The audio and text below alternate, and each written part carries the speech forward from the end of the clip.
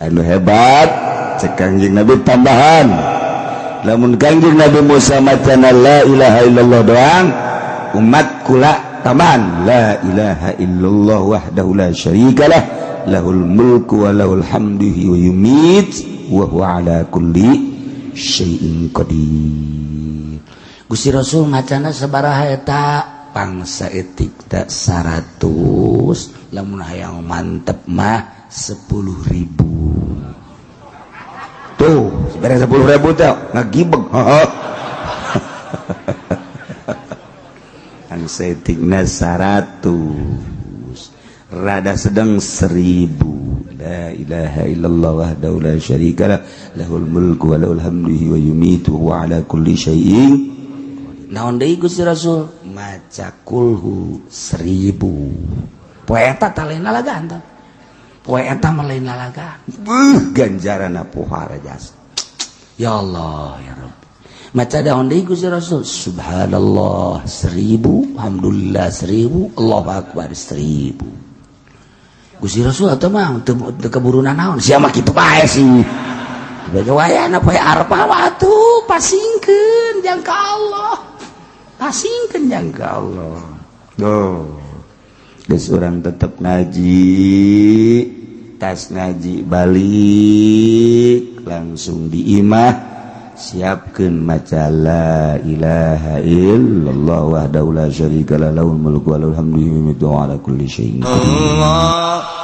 Allahumma shalli ala sayyidina Muhammad wa ala ali sayyidina Muhammad budak ngora osok ngadengekeun pengajian nyana di mana-mana tanggal 1 bulan haji nyana langsung sok puasa datang ka Arafah kabejakeun eta budak ngora teh nu sok ngalaksanakeun puasa beja datang ka Kangjeng Nabi Muhammad sallallahu alaihi wasallam dipanggil ku Kangjeng datang Kangjeng hai budak qora mayah miluka ala syami hadhil ayam naon anu ngadorong Kangjeng muasaan ieu poe di tanggal 1 datang ka poe Arafah anu ngadorong anjeun puasa naon budak ngora ngajawab bi abi wa ummi anta mufta ya Rasulullah abdi mangan sakadar sakieu Gusti annaha ayyamul masyair wa ayyamul haji asallahu ayyushikani fi du'aihi di tanggal 1 datang ka poe Arafah teh poean masyair syiar-syiar tanda-tanda keagungan agama Islam poean-poean mulai jelema endek sarariap berangkat ke Arafah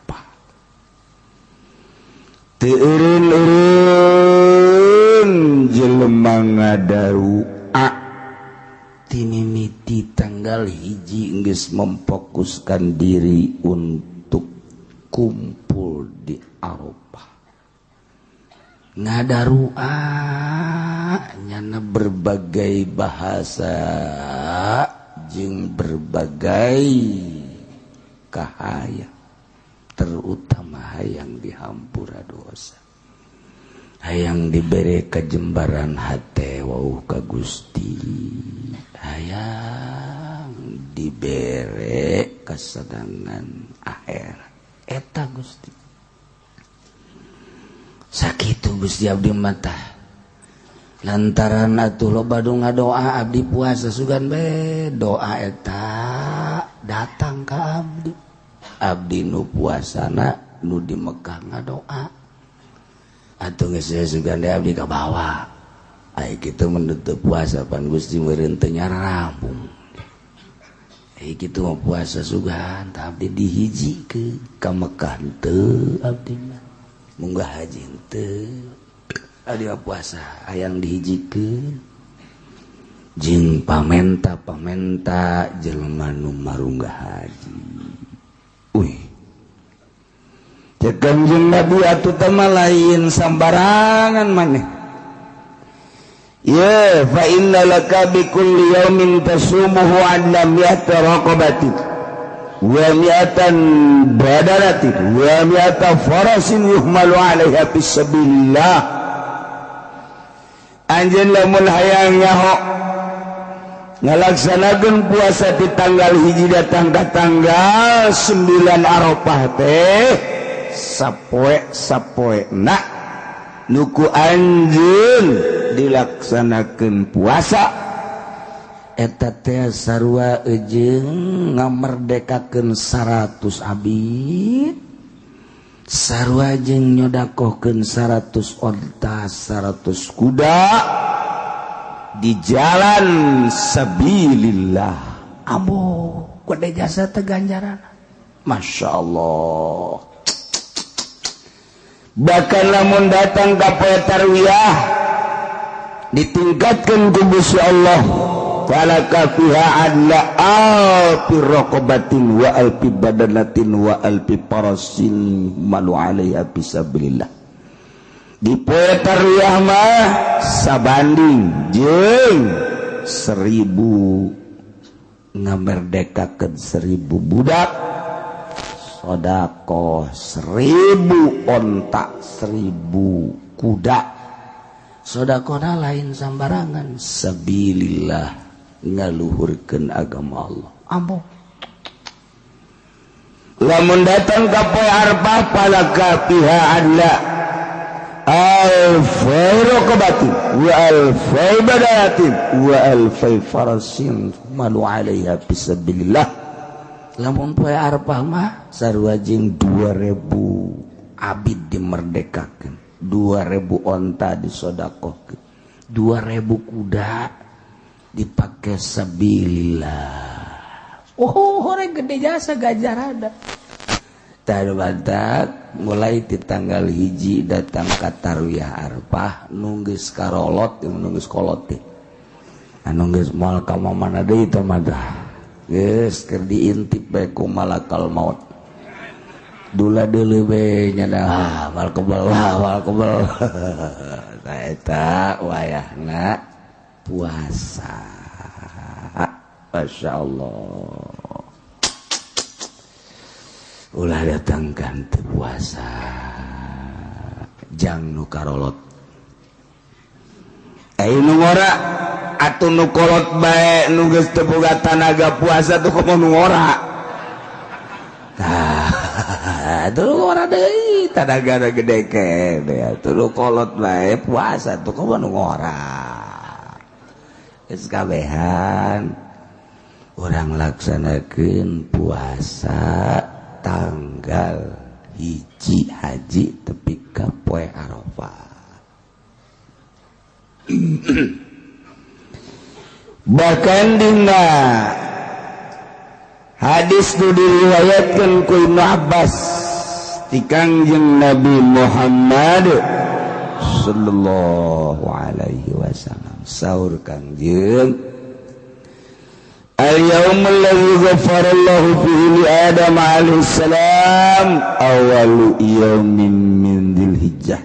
Mun hayang nyaho Kangjeng Nabi Adam di surga digoda ku iblis kagoda Eta mah sabab doang supaya aya urang di dunia.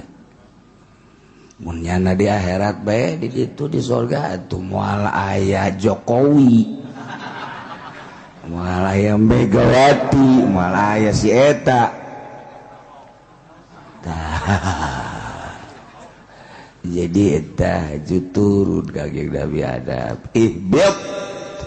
Ya Adam. Turun. Turun Kangjeng Nabi Adam di Gunung Hindi, India. Langsung sujud. Keluar cai mata teu eureun-eureun datang ka cai mata ngalir ti mata Kangjeng Nabi Adam nyengcerikan dosa datang ka jadi kamalir jadi kali ku pohara-poharana. Masya Allah, orang segede kicat orang yang cerikan dosa orang.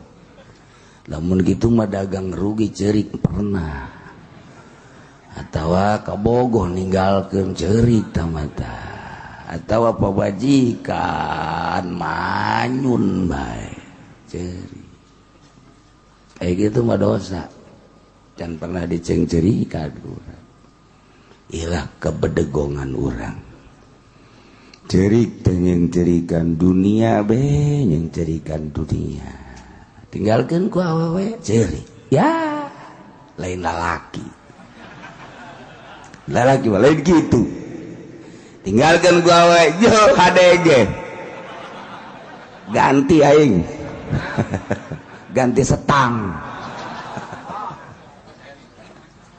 ngomong mangeuna emang teu make modal ngomong mangeuna ini sugihonam guta ganti gaya modalna aya ente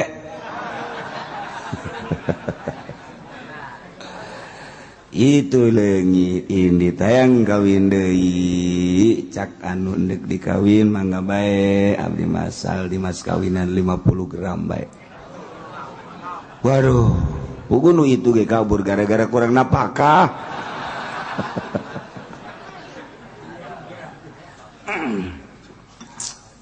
Nah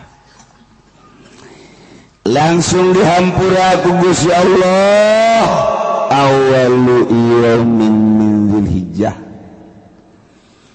dihampurana Kangjeng Nabi Adam adalah awal poe tanggal hiji haji. Masya Allah mantap atuh man soma zalikal yaum ghafarallahu lahu kulla dzambin saja lemanu puasa dina tanggal hiji haji ku Allah dihampura kabeh dosa nak kecuali hutang.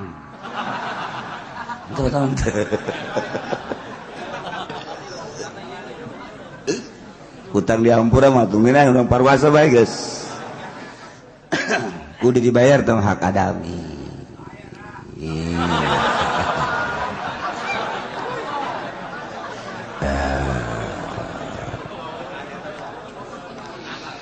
Poin kedua wa yaum tsani istajaballahu du'a Yunus alaihi salam.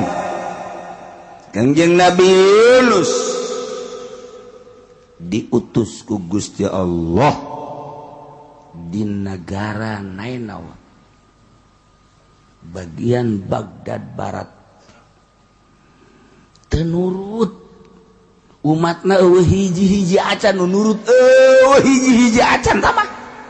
Masya Allah Yunus Allah deh urusan awak siapa Yunus. Masya Allah Kangjeng Nabi Yunus dah langsa nah Gusti aik kiting mah abdi dakwah unggal poe kadang caci maki bae ti masyarakat abdi rek berangkat indep tinggalkeun umat berangkat tanpa konfirmasi jeung Allah kuduna kan eta mentah heula petunjuk ka Allah Gusti umat kos kieu abdi di dieu bae apa indit kan gitu kuduna iman teu kesal nya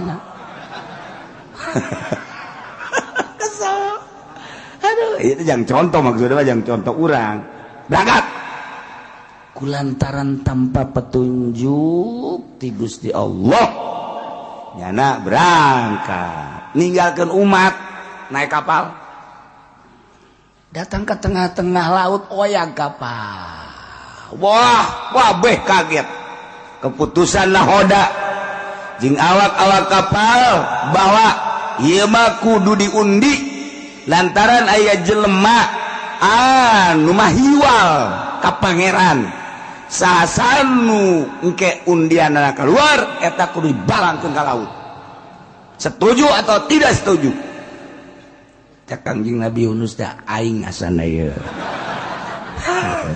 beda rasaan nya ge kos urang bareng 10-an haju aya hiji awewe geulis haju nyana teh nek milih lalaki urang rada loba kakurangan sugih henteu kasep henteu gagah henteu pan rarasan asan aing moal kapilih ka jeung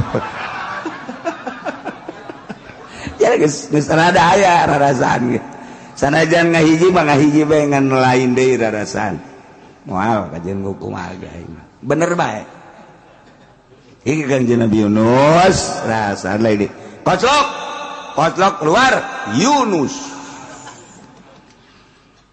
3 kali mangkani kotlok deui keluar Yunus tuh cak aing bener bae ka 3 kali cak jana pasti aing deui kotlok Yunus otomatis mana Yunus abdi sesuai jeung perjanjian seluruh awak kapal untuk menyelamatkan orang banyak maneh kudu diabalangkeun ka laut cek Yunus ya mau tidak mau lah balangkeun ka laut pulang cek Gusti Allah hei lauk nun capok usia awas ulah datang ka lecet seketika aja ulah ngagetkeun sia cablok lauk Yunus wah lauk nun asep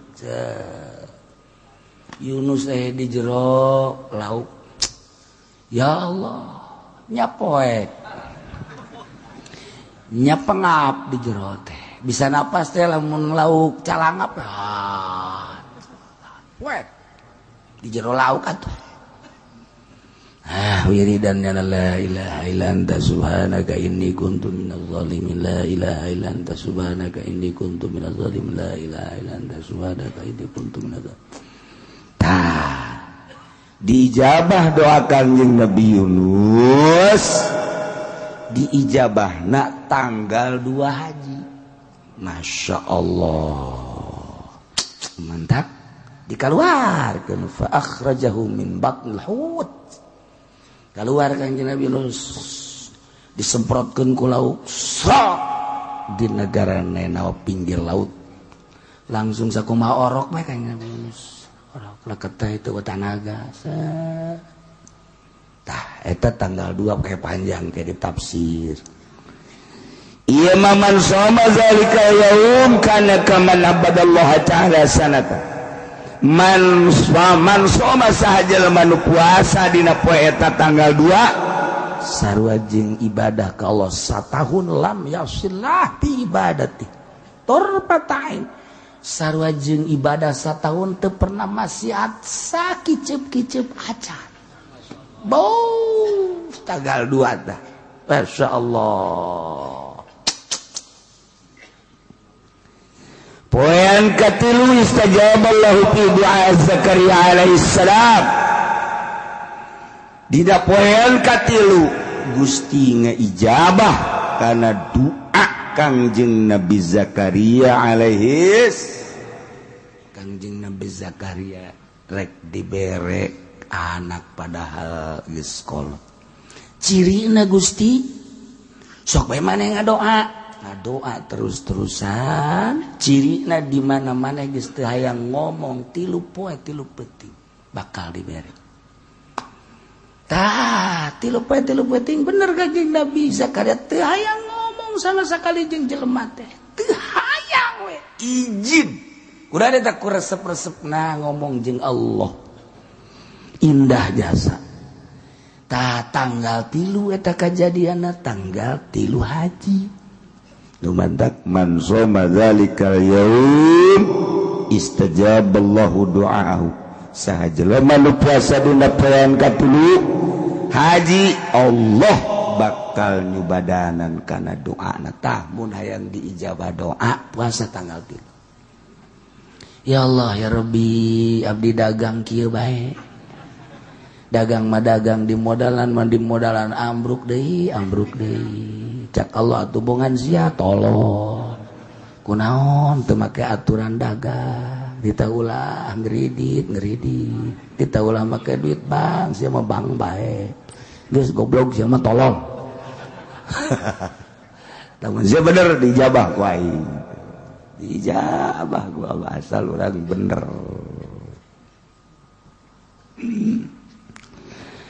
Poean kaopat al-yaumul ladzi wulida fihi Isa alaihi salam. Kangjeng Nabi Isa dilahirkeun di Bethlehem. Di Bethlehem kuari teh Baitul Lahmin urut Kangjeng Nabi pernah waktu rek Mi'raj teh kadinya ke Bethlehem. Kuari teh Aqsa belah dia ada Bethlehem. Ta eta ta di dinya ta. Wah, orang Nasrani nu kadinya terus-terusan Yahudi Nasrani.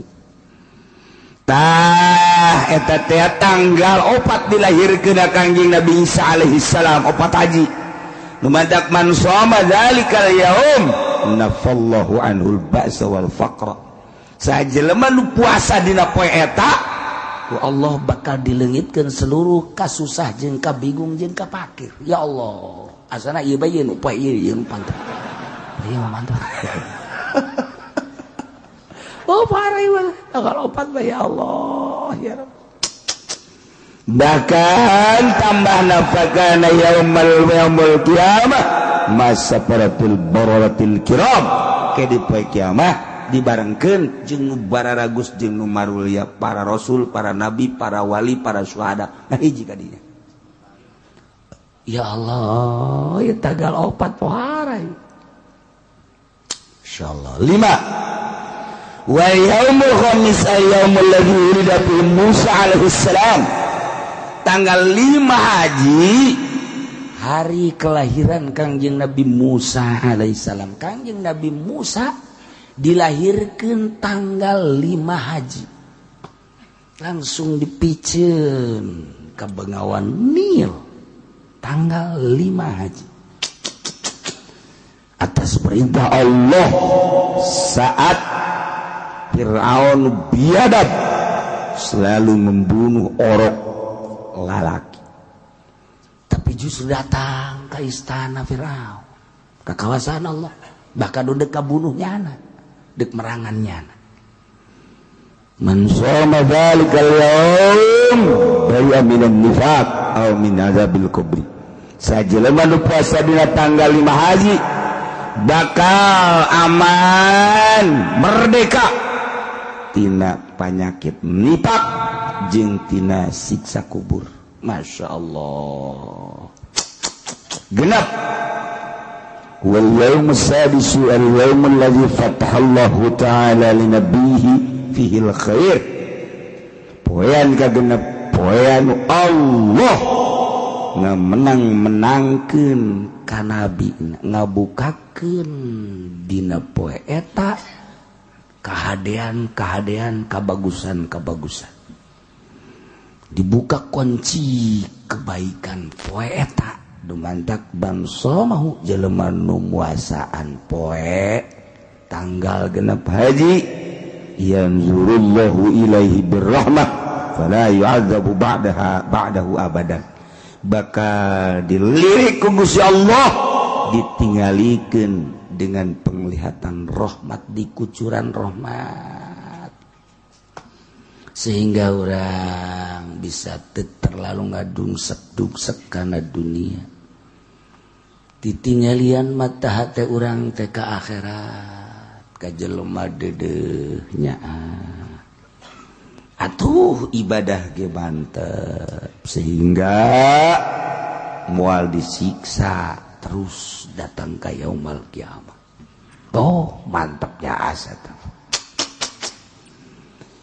poin katujuh wal yaumul sabi' wal yaumul ladzi yughlaqu fihi abwabu jahannam wa la tuftahu hatta tamdiya ayyamul ashr. Poean anu dikunci lawang-lawang jahannam. Masya Allah. Teu dibuka deui hingga lewat 10 bulan haji. Dikunci tanggal 7 bulan haji jahannam. Seluruh pintu-na Allah karim. Kayak dibuka setelah tanggal 10. Mantap. Man shamahu sahajelema anu puasa tanggal 7 bulan haji aglaqallahu anhu 30 baban minal usri wa fatahalahu 30 baban minal yusri. Dikunci 30 lawang kesulitan dikunci, dibukakan lawang-lawang kemudahan, lawang kebahagiaan tanggal 7 bulan haji. Wah, Masya Allah. Tanggal 8 poe tarwiyah. Wa yaumuz zaminu al yaumul ladzi yusamma yaumat tarwiyah. Ima puasa anu digararan puasa tarwiyah. Nah, anu man shamahu sahajelema nu puasaan poe tarwiyah utiya minal ajri ma la ya'lamu illallah. Bakal diberi ganjaran nu urang teu meunang nyaho ku gede-gedena ganjaran beusi kaget nu nyaho ngan Allah bae geus sama. Oh. Poin ke-9 disebut poe Arfah wa yaumut tasi' yaumul ladzi huwa yaum Arfah. Nah, nu karumpul jelema di Arfah kabeh tadarru takrub ka Allah dengan 2 helai baju, teu mawa dunia, teu mawa jabatan, teu mawa pangkat, jauh ti lembur, ti anak, ti incu, ti pamajikan, ti imah, ti dunia, harta, mobil, kabeh eueuh hiji bae nyana jeung Allah. Deuk kumaha teh diijabahna tuh. Ya urang ge lamun di dieu bisa kitu mah teh cepet diijabahna. Udah mah jangan doa teh nara rempel pan di hate teh motor mobil kakareta aya di jero. Masya Allah. Tah kudu dicoplokeun cara urang di Arfah. Bajuna singkirkeun. Motor mobil singkirkeun. Imah ulah di hate. Pamajikan anak singkirkeun kabeh jabatan kabeh hiji we urang teh kahiji kaduana Allah. Seakan orang hirup duaan jeung Allah nu sejen ngontrak kabeh. Tuh karak mantep. Tah poe Arfah. Man shamahu kana kafaratan lis sanatin madiyah wa sanatin mustaqbalah. Jelema nu muasaan poe Arfah, puasa tersebut bakal jadi kafarat, ngaparatan dosa satahun ka tukang, satahun ka hari. Ka tukang dosa-dosa urang satahun dihampura, nu ka hareup dosa-dosa urang ge dihampura. Poe Arfah lain lalagaan. Masya Allah. Sebab poe ieu lah diturunkeun ayat al-yauma akmaltu lakum dinakum wa atmamtu alaikum ni'mati wa raditu lakumul islama dina. Selesai. Tanggal 10 yani poin lebaran wal yaumul ashir wa yaumul adha man qurba qurbanan fi fa awwalu qatratin qatarat min dami yughfarallahu lahu dzunuba wa dzunuba iyali wa man at'ama fihi mu'minan aw tasaddaqa fihi bi sadaqatin ba'athahu Allah ta'ala yaumal qiyamah amin wa yakunu mizanuhu athqala min jabal Uhud. Jelema anu korban kumadeus melalui hewan eta begitu dipencet set Pak awalu kotrotin kotorot pangheulana tetesan getinun netes kana tanah ghafarallahu lahu dzunubah langsung dihampura sok weh dosa jelema itu. Bahkan lainnya na doang nu dihampura dosa keluargana pamajikanana anakna incuna mamang wah bapak kolot wah beh dihampura temang korban nih masya Allah gede jasa ganjaran lamun henteu amat lantaran kurang boga duitna nyin kadaharan bae sedekah dahar waban at'ama jelema nu mere dahar ka jelema mukmin atawa sedekah bae mere dahar terlalu gede boga duit bage ieu mah ngangge 200.000 bikeun kabeh urang ngahayal bae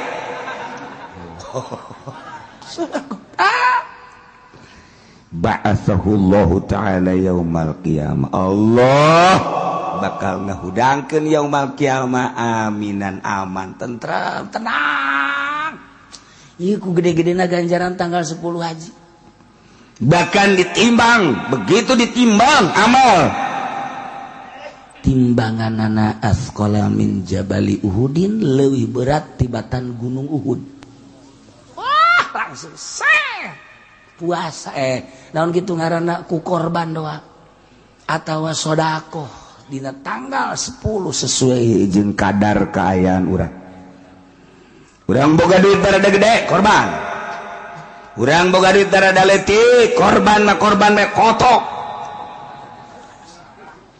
kotok ge kurang boga endog geus bae endog kurang boga endog piit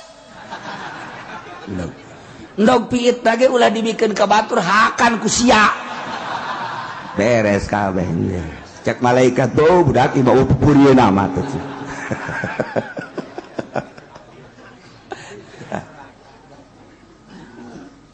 tapi sing hade urang boga ngateu boga teu boga pamajikan mah bisa percaya urang teu boga padahal urang boga anak mah bisa percaya urang teu boga padahal mah boga lantaran nyumput Allah mah nyahoun si hade ulah urang bebeja teu boga padahal boga sebab ieu mah urusanana jeung Allah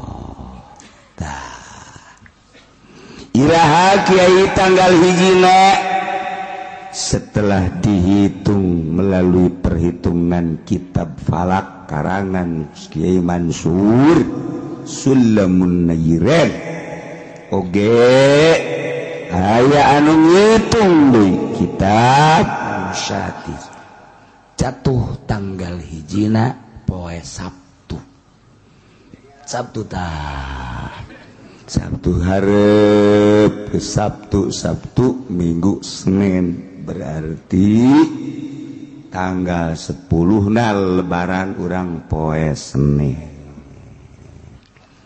disku hari Minggu hareup eta urang puasa diperhatikeun ke ti tukang uduk jeung tukang bubur lamun nyana beak berarti nu ngaji boloon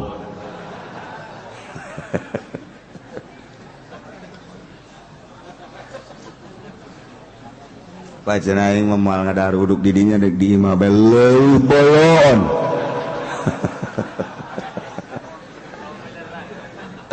Gusti iya gitu matak di bejaan kiai mah kiai ustad atuh teu kudu di bejaan untina ieu mah jang nu barodo kiai mah teu kudu di bejaan jang moal puasa ieu nya ge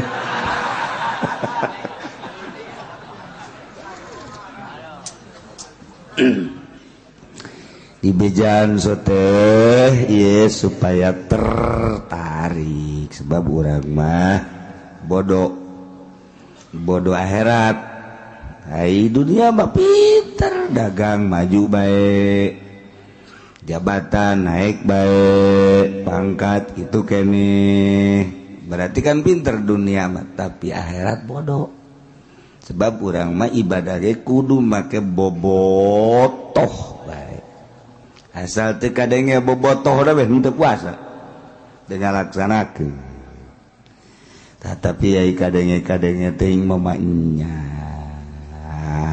atuh di tanggal hijina poe Sabtu hareup mingguna tetep ngaji urang tanggal 2 berarti mingguna deui poe Arfah tetep ngaji sebab perege lamun aya mutasyrik eta mah poe Arfah ngaji biasa daripada ngalamun urang mah bari kan ngaji pakai ibadah di Arfah di ditu karumpul zikir kanjeng Nabi Musa naros ya Allah cobaan pang bagus-bagus dina poe Arfah teh maca naon Gusti Allah eueuh deui maca la ilaha illallah cek lagi Musa teh bantu geus teu kudu bejaan Gusti tah jeung kabeh ge marah raca bajaan teu kudu dibejaan ge babacaanna ai ganjaranna nambah ieu teh can dibejaan oh cek lagi Musa emang kumaha kitu ganjaranna mun hayang nyaho maca la ilaha illallah sakali dina poe Arfah dunia ditimbang jeung la ilaha illallah beuratan la ilaha illallah geus kitu-kitu ge direk maca bae Bu sakitu ge dikitu-kitu tetep teu maca eta mah pan belah ditun blon ti blon teh masih 5 kilo ka ditu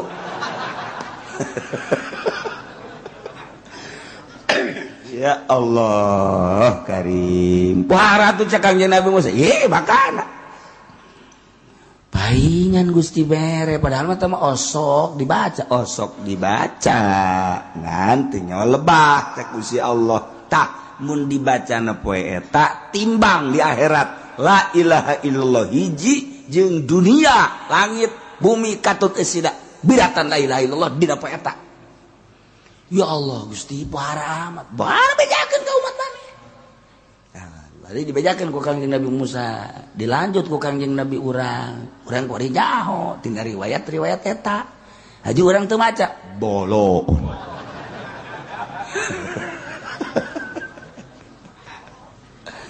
anu hebat cek Kangjeng Nabi tambahan lamun Kangjeng Nabi Musa macana la ilaha illallah doang umat kula tambahan la ilaha illallah wahdahu la syarikalah lahul mulku wa lahul hamdu wa yumit wa huwa ala kulli syai'in qadir Gusti Rasul macana sabaraha eta pangsa etik tak 100 lamun hayang mantep mah 10.000 tuh sebenarnya 10.000 teh ngagibeg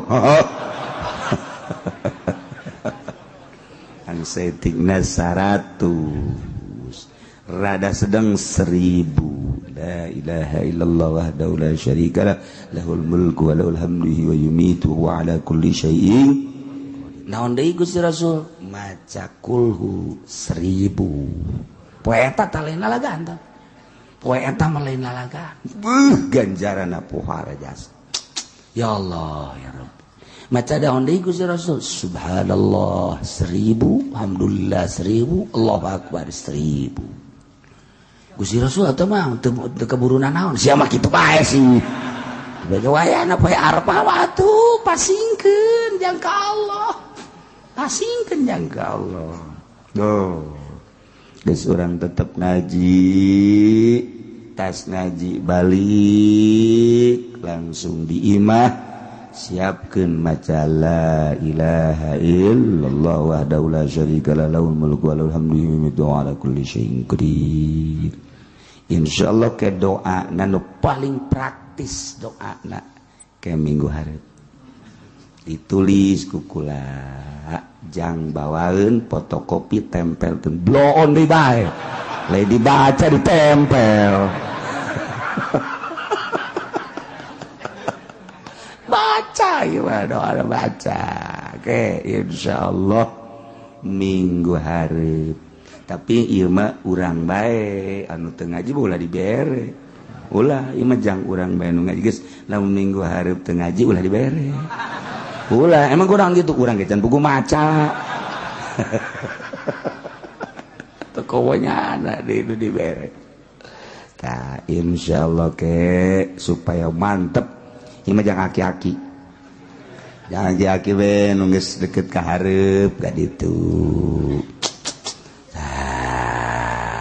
supaya maca naon ngeunah ke di ijazahan minggu hareup abeh mantep urang babacaan ieu babacaan poe arpah teh teu ciki musnib waman sajelma walauna malamun sare jelma bisoha di lapangan ala saudi ngahesan baju tas dawa jelma sare di masjid ala saudi karena pakaian atawa sadamatan atawa nyin anggel make barang-barang nu dibawa ku tas biasanya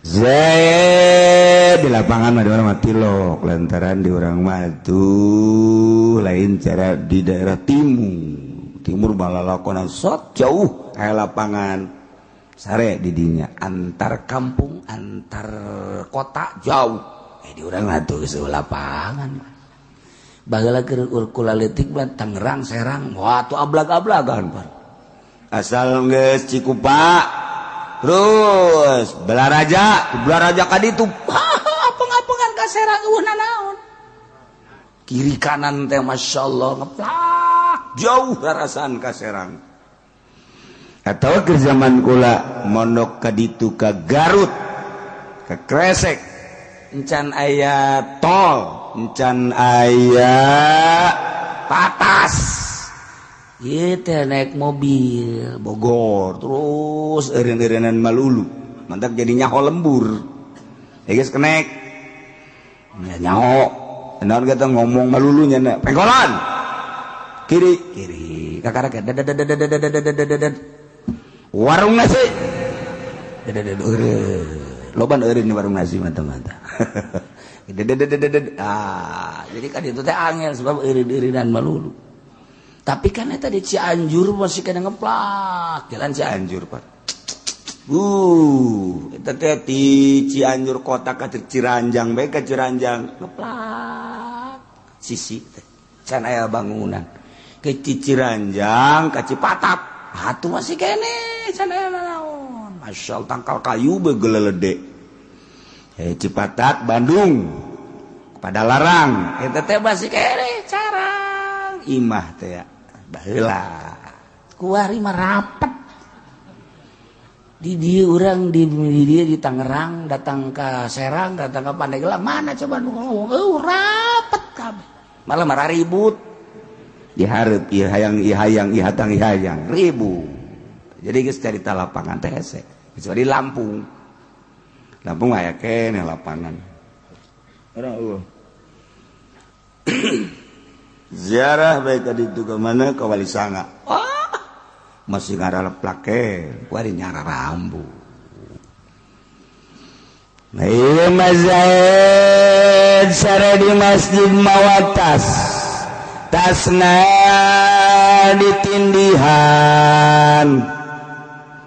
ditindihan dipake anggel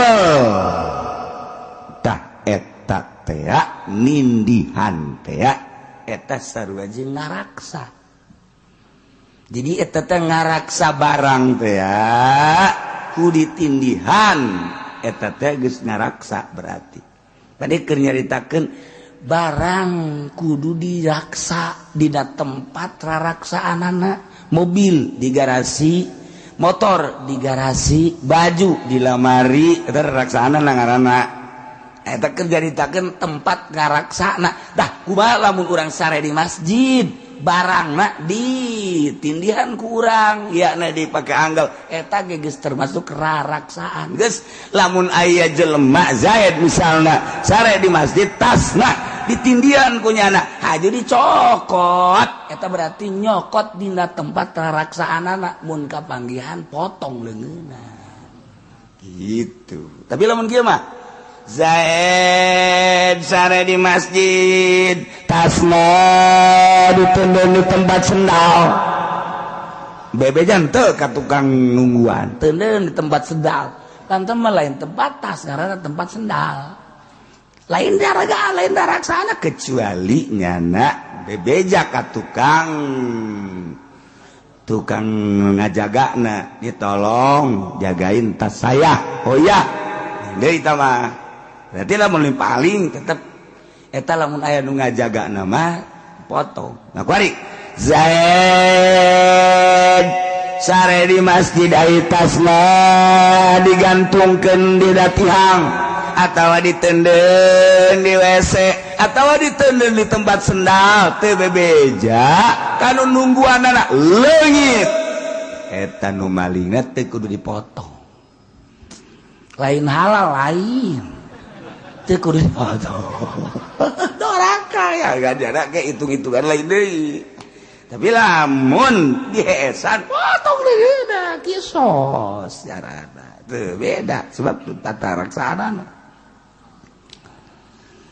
Mantag kuari kumaha lamun ki Zaid sare di masjid aitasna ditindihan pake anggo ngaranna ge sare marudah Malik nyana Malik kakek cablek tas tinggalin batas batu nuturkeun cicing mah tas cicing mah kan di jalan Malik kan tu marudah bahkan rada ngajauhan seutik set ka ditu tadina meureun teu dibedong keur leutikna nah mantak marudah hesda nah eta teh mun aya nu maling salah jadi eta teh lain tempatna berarti kan keluar tina tempat pangraksana geus kudu dipotong tuh balawin qala balamun nyana malik fazalanhu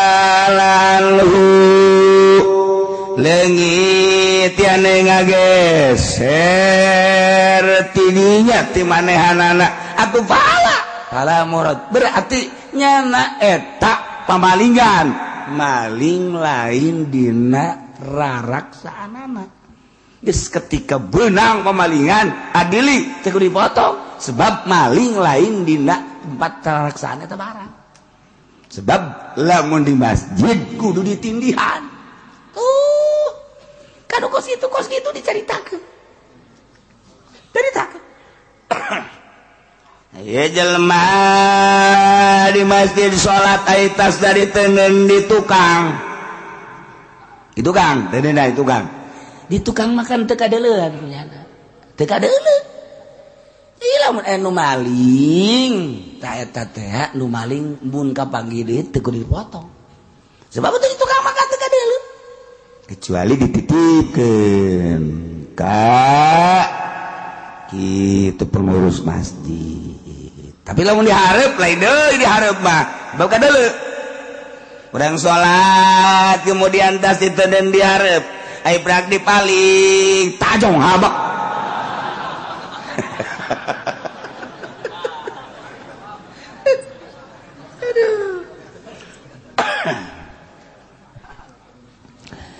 wa saubun wa mata'un wa ba'ahu bi qurbihi